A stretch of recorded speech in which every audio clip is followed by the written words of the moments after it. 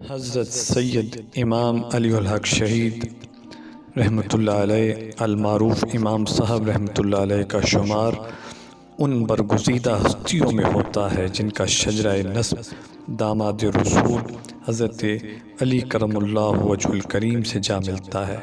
معتبر ذرائع کے مطابق آپ 757 ہجری کے دوران دین اسلام کی اشاعت و تبلیغ کے سلسلہ میں مدینہ منورہ سعودی عرب سے برصغیر پاک و ہند میں تشریف لائے اور حاکم وقت فیروز شاہ تغلق کے ہاں دہلی میں شاہی مہمان کے طور پر ٹھہرے ہوئے تھے۔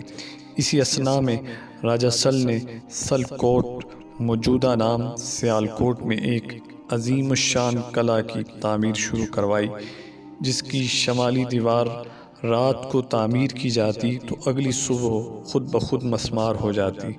بالآخر راجہ سل نے تنگ آ کر ہندوؤں، پنڈتوں اور جوتشیوں کو اپنے دربار میں مدعو کر کے ان سے متذکرہ قلعہ کی دیوار کے بار بار مسمار ہونے کی وجہ دریافت کی۔ کافی سوچ بچار کے بعد بتایا گیا کہ اگر اس دیوار کی بنیادوں میں کسی مسلمان کا خون بہا دیا جائے تو یہ دیوار کبھی مسمار نہیں ہوگی۔ چنانچہ راجہ سل کے خصوصی حکم پر مسلمان کی تلاش شروع کر دی گئی۔ کافی تگ و دو کے بعد مراد نامی ایک نوجوان مسلمان کو تاریخی نالہ ایک کے کنارے وضو کرتے ہوئے پکڑ کر راجہ سل کے دربار میں پیش کر دیا گیا۔ آپ کی والدہ مائی راستی صاحبہ کی منت سماجت کے باوجود آپ کی ایک انگلی شہید کر کے قلعہ کی شمالی دیوار کی بنیادوں میں نچھاور کر دیا گیا۔ قدرت خداوندی سے قلعہ کی دیوار تھم گئی، جس سے راجہ سل اور اس کے ساتھی بے حد متاثر ہوئے۔ راجہ نے سوچا کہ جس شخص کی انگلی کے خون میں اس قدر تاثیر ہے تو اس کے سر کے خون میں کیا قوت ہوگی۔ چنانچہ متفقہ فیصلہ کے بعد مراد نامی مسلمان کو شہید کر کے سر مبارک زیر تعمیر قلعہ سیالکوٹ کی شمالی دیوار میں دفن کر دیا گیا، اور یوں متعلقہ دیوار اپنی جگہ برقرار رہی اور بالآخر قلعہ کی تعمیر مکمل ہو گئی۔ مائی راستی صاحبہ اپنے لخت جگر کے قتل ناحق کا بدلہ لینے کے لیے اپنی دکھ بھری داستان لے کر دہلی میں فیروز شاہ تغلق کے دربار میں حاضر ہوئیں۔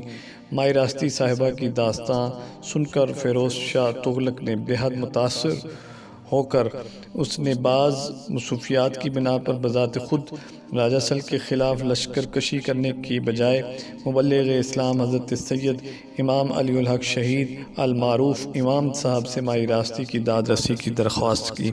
آپ نے فیروز شاہ تغلق کی درخواست بخوشی قبول کرتے ہوئے راجہ سل کے خلاف جہاد کرنے کی خاطر فوراً ایک مختصر سا لشکر تیار کیا اور سلکوٹ کی طرف پیش قدمی شروع کر دی۔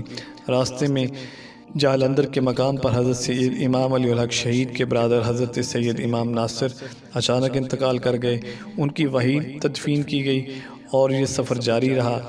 لشکر امام صاحب جب سلکوٹ کی حدود میں داخل ہوا تو سب سے پہلے پسرور کے مقام پر لشکر کفار کے ساتھ آپ کا ٹکراؤ ہوا۔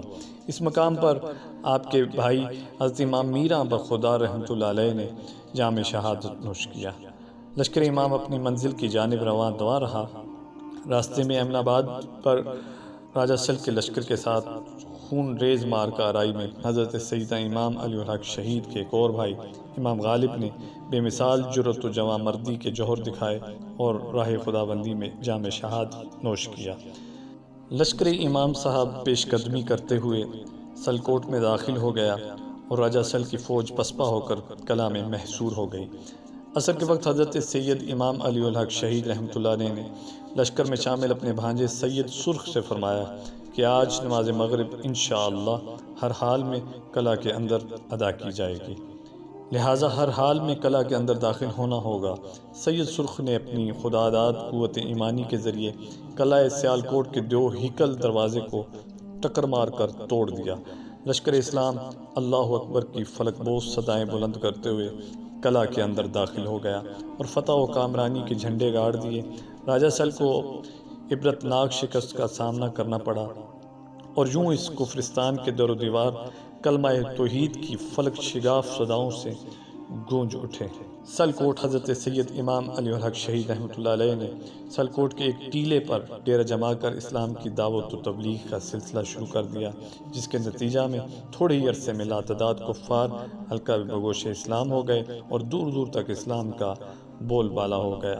حضرت سید امام علی الحق شہید اسی ٹیلے پر رات کے وقت اکیلے ہی عبادت خداوندی کیا کرتے تھے۔ چنانچہ ایک روز راجہ سلط کے صالح بہمن نے حضرت سید امام علی الحق شہید کو حالت نماز میں اکیلا پا کر دوران سجدہ آپ کو شہید کر دیا۔ جس ٹیلے پر اپنی عبادت گاہ میں آپ نے جام شہادت نوش فرمایا، وہیں آپ کی تدفین کر دی گئی۔ آپ کا مزار آج بھی مرج خلائق ہے۔ دور و نزدیک سے لوگ اس مرکز انوار پر حاضری پیش کرتے ہیں، سلام نیاز عرض کرتے ہیں اور اللہ رب العزت کے حضور اپنی گزارشات مناجات پیش کرتے ہیں۔ اللہ رب العزت اپنے اس نیک ولی کے صدقہ لوگوں کی دعائیں قبول فرماتا ہے، حاجتیں پوری فرماتا ہے۔ آپ کے مزار اقدس پر حمد و نعت اور درود و سلام کی ایمان افروز محافل انعقاد پذیر ہوتی ہیں۔ آپ کا عرس پاک 5، 6، 7، 8 محرم الحرام کو بڑے اہتمام سے انعقاد پذیر ہوتا ہے۔ دور و نزدیک سے ہزاروں زائرین عقیدت مندان حضرت امام پاک سرکار رحمۃ اللہ علیہ اپنی حاضری پیش کرتے ہیں، سلام نیاز عرض کرتے ہیں، اللہ کریم کی بارگاہ میں دعا کرتے ہیں کہ اللہ کریم ہمیں اپنے ولیوں کی غلامی سے ہمیشہ سرفراز رکھے اور ان کے نقش قدم پر چلنے کی توفیق عطا فرمائے۔